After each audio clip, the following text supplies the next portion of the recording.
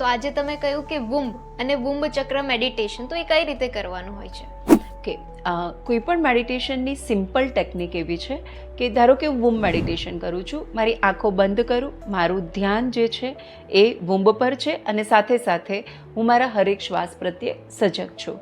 આ બહુ simple method થઈ. જો તમને કોઈ મેથડ નથી આવડતી તો તમે આ કરી શકો અને આ એટલું જ ઇફેક્ટિવ છે.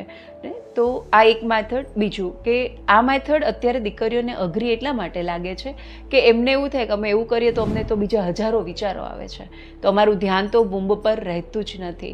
તો આ દીકરીઓને ધ્યાનમાં રાખીને અમે વુમ્બ અને વુમ્બ ચક્ર મેડિટેશન, જેને પર્ટિક્યુલરલી ગાઈડન્સ સાથે રેકોર્ડ કર્યા છે, અને જો તમે ગાઈડેડ મેડિટેશન કરવા માંગો છો તો આ બંને મેડિટેશન અમારી યુટ્યુબ ચેનલ પર અવેલેબલ છે.